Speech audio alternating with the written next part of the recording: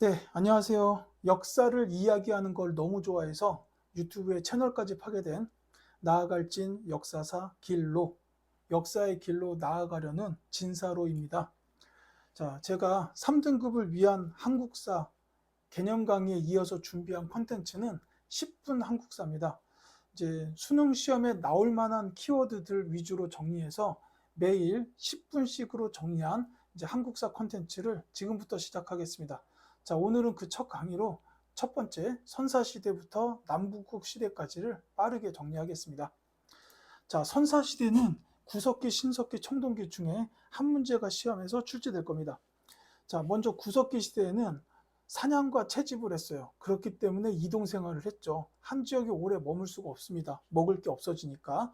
그래서 거주 지역도 동굴 및 막집이 되는 거고, 도구는 꼭 기억하십시오. 뗀석기입니다.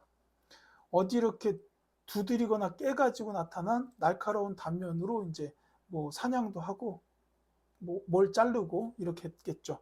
자, 그리고 이제 신석기는 농경이 시작돼요. 목축도 시작됩니다. 그러니까 농사 짓고 가축 키우는 게 가능해지니까 정착 생활이 되는 거예요. 그리고 이제 머무르는 주거 지역도 웅집, 좀 더 집다운 이 웅집에서 거주하게 되고, 그 다음에 이제 도구는 간석기, 이제 돌을 갈아서 정교하고 날카롭게 만들 수 있었어요. 그리고 농경 생활을 했으니까 수확물을 저장할 그릇, 빗살무늬 토기가 있었습니다. 자, 그리고 이제 청동기 시대는 이제 대표적인 키워드가 계급 발생이에요. 사유재산이 생기고 이제 생산물이 많아지다 보니까 다툼이 발생하고 계급이 생긴 거죠.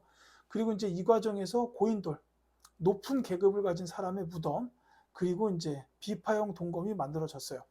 이제 요것들이 키워드예요. 그러니까 문제 본문에 이제 요 중에 하나가 나오고 나머지 하나가 선지로 나온다든지 이렇게 나올 수 있습니다. 특히나 여기는 한 문제라고 말씀드렸어요. 그러니까 여기 있는 모든 키워드들을 시대에 맞춰서 기억해 주셔야 합니다. 자, 여러 나라의 성장 쪽에서는 여러분들이 딱 여기선 딱 한 나라만 기억해 주십시오. 가야입니다. 자, 그 연맹 왕국 형태로 이제 변한 지역에서부터 출발을 했어요. 이 가야가 처음에는 금관가야를 중심으로 해서 연맹체를 이루었다가 5세기 들어서 고구려의 광개토 대왕으로부터 공격을 받습니다. 이게 금관가야를 직접 침공한 게 아니라 이제 신라로 들어왔던 왜를 일본을 격퇴하기 위해서 광개토 대왕 군대가 이제 신라로 갔다가 그 일본군들이 금관가야 쪽으로 도망을 와버리는 바람에 고구려군이 쫓아오고, 그래서 이제 금관가야가 쇠퇴하게 되죠. 이 일로 인하여 연맹의 중심이 대가야로 옮겨지게 됩니다. 그리고 이제 이 가야 연맹은 6세기 들어서 신라에게 멸망하게 되죠. 자, 삼국시대 보겠습니다. 이제 사만이 마한, 진한, 변한 이렇게 이제 세 나라가 있었는데, 이제 거기 백제는 마한 지역에서 출발을 했어요. 그래서 주변의 소국을 복속하면서 성장을 하게 됩니다. 그리고 이 정사함 회의는 뭐냐면 귀족들의 회의예요. 이제 삼국마다 다 귀족 회의 이름이 있습니다. 자, 백제에 대해서 기억하셔야 될 키워드들을 정리했습니다. 먼저 4세기에 이제 근초고 왕이 평양성을 공격했다. 그러니까 평양성을 공격하였다라고 나오면 요건 백제구나 이렇게 이해하시면 되겠습니다. 이때 이제 고구려 왕이었던 고국 원왕이 죽게 되죠. 그 다음에 5세기에는 고구려의 장수왕으로부터 공격을 받아요. 그러니까 이 평양을 공격한 거에 대한 복수라고 보셔도 됩니다. 장수왕의 공격을 받고 이제 당시 백제의 수였던 한성, 지금의 서울이죠. 여기가 이제 함락이 되면서 웅진으로 천도하게 됩니다. 한성 함락된 건 기억하지 않으셔도 괜찮아요. 그런데 웅진 천도는 반드시 기억하셔야 됩니다. 그리고 이 웅진으로 천도한 그 웅진 백제 시대의 무령왕이 22담로에 왕족을 파견하는 이런 일을 하게 됩니다. 이것도 이제 백제에서 굉장히 중요한 키워드예요. 시험에 자주 나옵니다. 22담로가 보이면 바로 백제 이렇게 생각하시면 되겠어요. 그 뒤에 나온 성왕이 사비로 천도를 하죠. 자, 그러니까 여기 제가 밑줄 그은 내용 중에 이건 아니에요. 장수왕 공격은 아니고 이제 밑줄 그은 내용 중에 하나가 이제 백제에 관한 문제로 본문에 나올 수 있어요. 그리고 다른 하나가 선지로 나올 수 있습니다. 이 삼국시대에서는 이제 어느 왕의 업적보다는 나라에서 일어났던 일, 요거 위주로 출제가 되기 때문에 이제 뭐 마한의 소국을 복속했다, 뭐 평양성을 공격했다, 22담루의 왕족을 파견하였다, 이런 게 나오면 백제구나, 이렇게만 생각하시면 되겠습니다. 자, 다음은 고구려죠. 고구려는 한반도 북부 및 만주 지역에서 성장한 나라입니다. 그리고 이제 귀족회의는 제가회의라고 불러요. 연맹왕국 때부터 제가회의로 불렸습니다.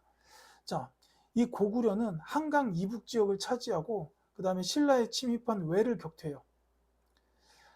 사실 요 한강 이북 차지나 한강 유역 차지 같은 거는 고구려의 키워드로 나오진 않습니다. 왜냐하면 한강 지역 주변을 차지했던 나라가 고구려만 있는 건 아니었어요. 뭐 백제나 신라도 차지했던 적이 있기 때문에 이것과 키워드로 나오지는 않고, 고구려가 만약에 시험에 나오게 된다면 이제 한반도 북부 및 만주 지역에서 성장했다, 신라에 침입한 외를 격퇴하였다, 내지는 평양으로 천도하였다 정도가 나와요. 그러니까 이렇게 이제 그 나라만의 특성이 키워드로 등장을 해서 이제 정답 선지로 출제될 수 있다, 이렇게 이해하시면 되겠습니다. 다시요. 고구려는 한반도 북부 및 만주 지역에서 성장을 했고, 이제 광개토 대왕 시대에 신라에 침입한 외를 격퇴를 했습니다. 그리고 평양으로 천도해요. 이거 남하 정책이죠. 평양으로 천도하고 그 뒤에는 이제 뭐 한강 차지하긴 했습니다. 자, 신라 시대입니다. 이제 신라는 진안 지역에서 사로국이라는 이름으로 탄생을 했어요. 그래서 진안 지역의 소국을 복속하면서 성장을 하게 되죠. 그리고 신라의 귀족회의 이름은 화백회의였습니다. 근데 이제 신라에서는 이 골품제가 아주 중요한 키워드예요. 왜냐하면 이건 신라밖에 없으니까. 자, 골이 있고 품이 있어요. 이 골이 이제 성골과 진골이 있고, 성골이 원래 왕족이죠. 근데 이 성골 왕족이 진덕여왕에서 대가 끊깁니다. 그 뒤로는 진골이 왕을 하게 되죠. 그리고 이제 품은 6두품부터 1두품까지 이렇게 있는데, 통상 4두품까지가 귀족이에요. 근데 뭐 거기까지는 기억하지 않으셔도 되지만 골품제라는 단어가 등장하면 신라다, 이건 반드시 기억해 두십시오. 통일신라까지 이어집니다. 자, 그리고 이제 신라에 관한 중요한 일들이 여기 써 있죠. 우산국을 복속했다라는 겁니다. 우산국은 울릉도예요. 물론 독도도 딸려오죠. 이게 이제 지증왕 때 있었던 일인데, 지증왕까지는 기억하지 않으시더라도 우산국을 복속했다라는 건 기억하셔야 합니다. 율령 및 불교는 신라만의 키워드는 아니에요. 고구려도 율령 반포하고 불교를 공인했습니다. 그렇기 때문에 뭐 요거는 이제 출제되지 않는다고 보셔야 되고, 나온다 그러면 오답선지로 나올 수 있어요. 그 다음에 이제 법흥왕 시기에 금관 가야를 병합했고, 그 다음에 진흥왕 시기에는 대가야를 병합합니다. 근데 이제 뭐 어느 가야가 무슨 왕이다까지는 모르셔도 괜찮지만, 가야를 병합했다 내지는 가야를 정벌했다, 뭐 이런 식으로 나오면 이건 신라, 이렇게 나라 이름은 연결하셔야 됩니다. 그리고 이제 7세기 들어서 나당연합을 맺게 되고, 그걸 기반으로 해서 이제 백제랑 고구려를 멸망시키고 삼국을 통일하는 이런 일을 이루게 되죠. 그러니까 신라의 주요 키워드는 이제 골품제, 그리고 진안의 소국을 복속하였다, 우상국을 복속하였다, 그 다음에 금관가야, 대가야를 병합하였다. 뭐 병합이나 복속이나 같은 말입니다. 자, 이렇게 이제 기억해 두시면 되겠어요. 다음은 남북국 시대입니다. 남북국이라 하면 통일신라가 남쪽, 발해가 북쪽에 있었다, 이렇게 보시면 되겠죠. 자, 통일신라가 시험에 나오게 되면 이 세 가지가 주로 나와요. 노급이 폐지되었다, 국학이 설치되었다, 구주 오소경의 행정체계가 완비되었다, 이 정도인데, 이 노급은 그 정부 귀족관리한테 줬던 월급이에요. 한 마을에서 나오는 세금, 그 백성들이 내는 세금을 전부 다 월급으로 가져가는 거고, 내지는 백성들의 노동력까지 있었어요. 그래서 이제 요 신문왕이 그 노동력을 빼버려요. 왜냐하면 그 노동력을 가지고 군사훈련을 시킬 수 있으니까 왕한테는 좋을 일이 아니에요. 그래서 노급을 폐지한 거고, 그 다음에 이제 국학은 대학교입니다. 이 대학교가, 통일신라의 대학교를 국학이라고 불렀어요. 그리고 구주 오소경은 지방행정구역 체계죠. 그래서 이걸 전부 다 신문왕이 이렇게 다 한 일인데, 이제 신문왕보다는 이제 이 세 가지의 키워드가 어느 나라냐, 그러니까 나라로 나옵니다. 그래서 통일신라다, 이렇게 기억하시면 되겠고, 그 다음에 이제 말기로 넘어가면 이 진골 귀족 간의 왕위 다툼이 극심하게 벌어져요. 그래서 중앙에서 이러고 있으니 지방이 통제가 안 되니까 지방의 독립 세력인 호족이 이제 성장을 하게 되는 겁니다. 이 호족 성장했다라는 것도 통일신라의 키워드로 기억해 두실 필요가 있어요. 자, 그 다음에 이제 발해의 경우에는 세 단어만 기억하시면 됩니다. 이 주자감은 대학교예요. 역시 발해 대학교가 주자감. 그리고 지방행정구역 체계가 5경 15부 62주 어마어마하게 컸죠. 그리고 또 한 가지는 전성기 때 중국으로부터 해동성국이라고 불렸다. 이렇게 이제 세 가지입니다. 자, 발해에 대해서도 자주 출제가 되는데 주자감, 5경 15부 62주, 해동성국 이렇게 이제 세 가지 키워드가 있다. 이렇게 기억해 두시면 되겠습니다. 이렇게 하여 첫 강의를 마치겠습니다. 다음 시간에는 고려시대로 여러분들 찾아뵐게요.